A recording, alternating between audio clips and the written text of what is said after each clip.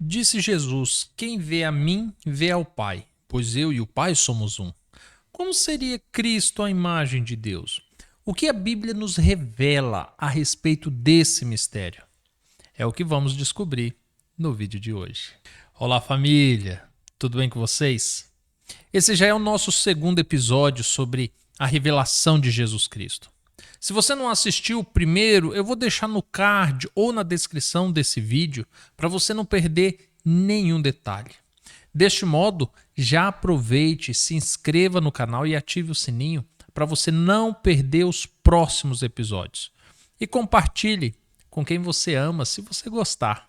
Durante todos os séculos de vida da humanidade e em todos os lugares do mundo, os mistérios sobre Deus e o seu governo sobre o universo intrigam a todos.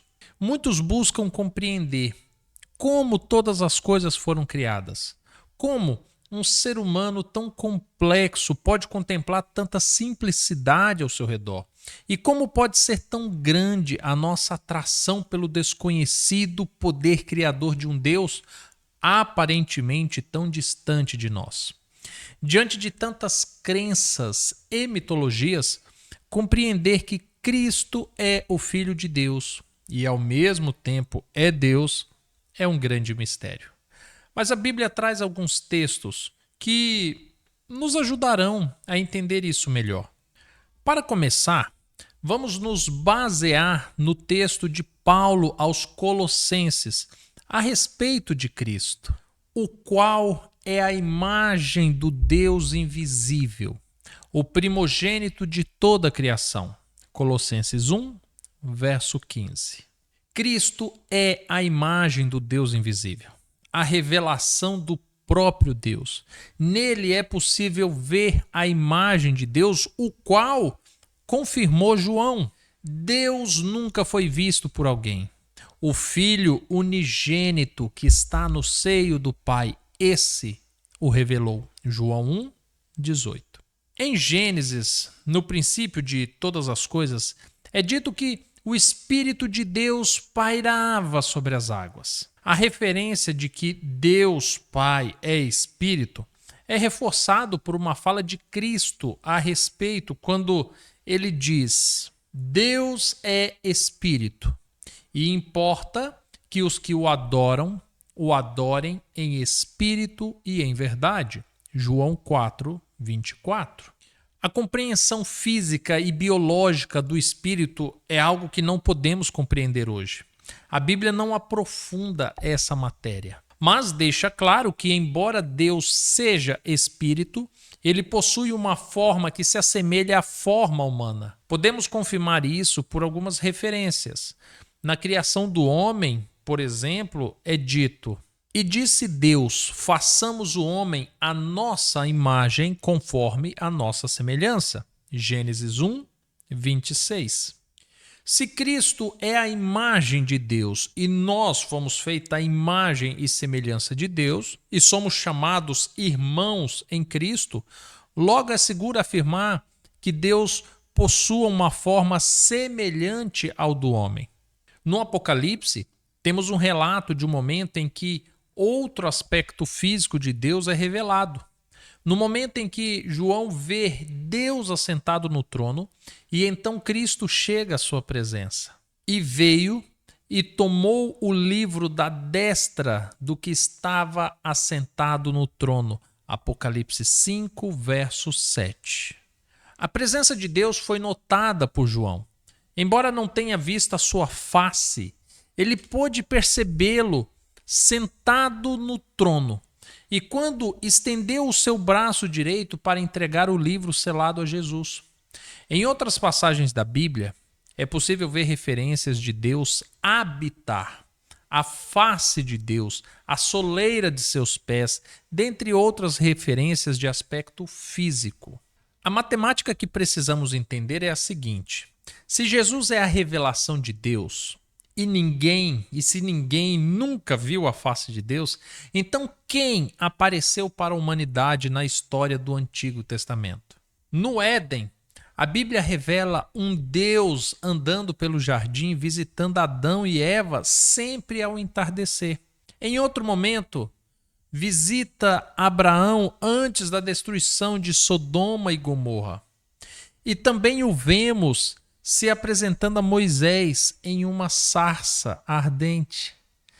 Essa aparição a Moisés é interessante, pois em um determinado momento, Moisés concorda em ir até o Egito para libertar o povo de Israel, mas questiona a Deus o seu nome. Quem era o Deus que estava ali e que buscava salvar o povo de Israel? E a resposta de Deus foi: diga que o Eu Sou o enviou a vós. Êxodo 3, verso 14. Eu sou uma expressão que representa a essência do existir e do ser. Esse nome, essa expressão, ela voltou a ser utilizada na Bíblia quando Jesus é questionado pelos judeus acerca da sua idade.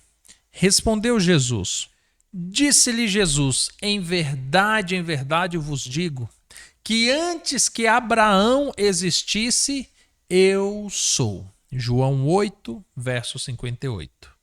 Ainda deixou explícito em outros momentos, quando esteve no templo com os judeus. Disse-lhes, pois, Jesus: quando levantardes o Filho do Homem, então conhecereis que eu sou, e que nada faço por mim mesmo, mas isto falo como meu Pai me ensinou. João 8, verso 28.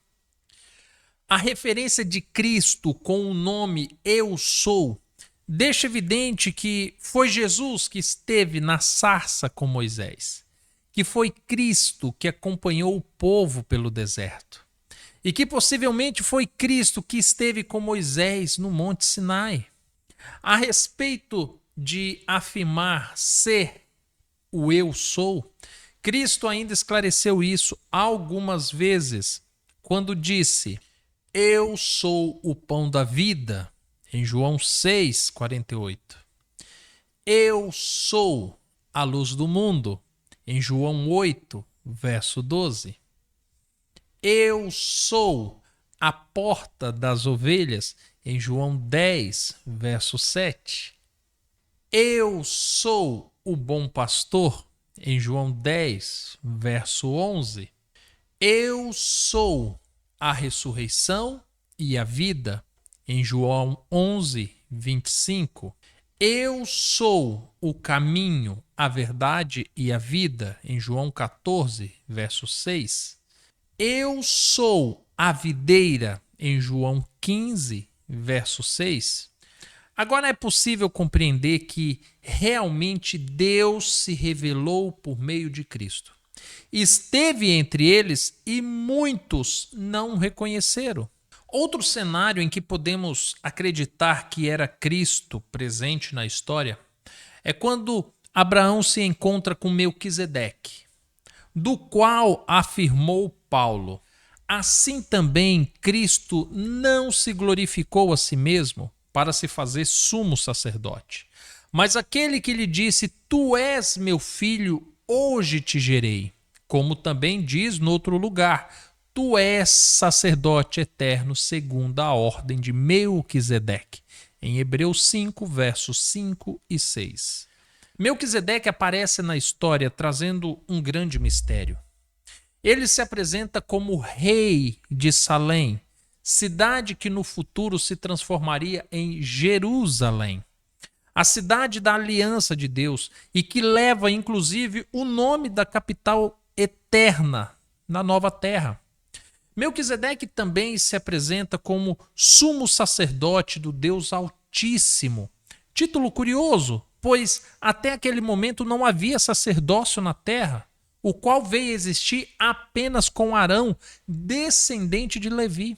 Melquisedeque recebe dízimos de Abraão, como ofertas dedicadas a Deus. De Melquisedeque não se sabe a sua descendência, nem a sua ascendência, nem a sua origem, nem o seu fim. O sacerdócio de Melquisedeque foi abordado por Paulo na sua carta aos Hebreus e demonstra que o mistério sacerdotal da salvação não começou com Arão, tampouco com os levitas, e muito menos com o pai Abraão. Mas o plano da salvação é anterior à fundação do mundo, como a Bíblia testifica. Como também nos elegeu nele antes da fundação do mundo para que fôssemos santos e irrepreensíveis diante dele em amor, e nos predestinou para filhos de adoção por Jesus Cristo para si mesmos, segundo o beneplácito de sua vontade. Efésios 1, versos 4 e 5.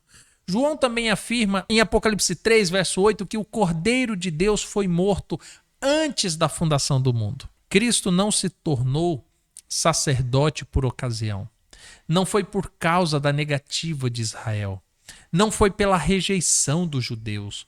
Não foi pela corrupção dos levitas. Mas sim pela vontade de Deus antes mesmo de todas as coisas serem criadas. Ainda falando sobre o sacerdócio, Deus quis habitar entre o ser humano, a fim de se tornar conhecido e poder salvar o mesmo do pecado. Para Moisés, quando conduzia o povo de Israel do Egito para a terra prometida, disse Deus: "E me farão um santuário, e habitarei no meio deles." Êxodo 25, verso 8. Nesse santuário, é possível ver Cristo em absolutamente tudo. Trata-se de uma revelação de essência, ministério, propósito, graça e salvação. Quer ver como tudo no santuário revela a Cristo? Cristo é o sacerdote que ministra a nosso favor no santuário. É por meio dele que podemos chegar ao Pai. Cristo é o Cordeiro que é morto para expiação dos nossos pecados, o qual, sem derramamento de sangue, é impossível haver perdão. Cristo é o altar de sacrifício, no qual devemos nos lançar para a remissão dos nossos pecados. Cristo é a água que nos purifica, sem a qual não podemos adentrar no lugar santo. Cristo é o pão da propiciação, pois sem ele não existe alimento espiritual.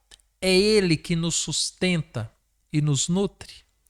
Cristo é a luz do santuário. Nele atuam os 7 Espíritos de Deus. É ele quem dissipa as trevas e nos conduz à luz da santificação, que inclusive sem a santificação ninguém verá a Deus. Cristo é um incensário que queima diante de Deus, e é por meio dele que nossas orações são recebidas ao Senhor. É em nome dele que temos acesso ao Pai. Cristo é o véu do templo. É nele que se distingue a santificação da glorificação. É ele que distingue o santo do santíssimo. Cristo é a arca da aliança. Nele está os termos pelo qual somos julgados e a graça pela qual somos salvos. Cristo é a vara de Arão, o sacerdote eleito para o ministério da salvação pela vontade de Deus. Cristo é o maná que desceu do céu, o pão que representa o cuidado e seleção de Deus para com os seus filhos. Cristo é os mandamentos de Deus. Nele consiste o caráter, a vontade e a distinção entre a luz e as trevas. Cristo é o propiciatório que aplaca a ira de Deus, e é por meio de Cristo que obtemos a graça e por isso não somos mortos pelos nossos pecados. Cristo é o arcanjo Miguel, o representante mor dos querubins, serafins, todos os exércitos do céu que ministram diante de Deus. Cristo é a Shekinah, o Deus conosco, que em grego recebeu o nome de Emanuel, o Deus conosco. Além de ser o santuário, o sacerdote, a oferta, a Shekinah, Cristo também é representado pelas suas cerimônias. Cristo é o sábado, o descanso do Senhor, o memorial da criação e a perfeição de Deus, o qual foi santificado e abençoado por Deus. Cristo é o Cordeiro Pascual, o Cordeiro da aliança e salvação, o qual é morto, e o seu sangue demonstra ao mundo o nosso posicionamento. Cristo é o pão sem fermento, aquele que foi ofertado pelos nossos pecados, sem haver nele pecado algum. Cristo é o Pentecostes. Por meio dele é que recebemos o Espírito Santo de Deus e podemos levar o Evangelho ao mundo.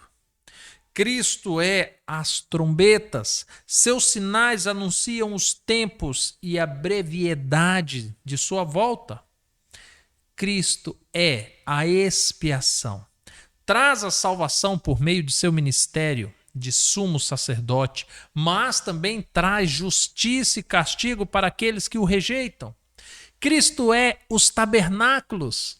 É nele que habitamos quando rejeitamos esse mundo.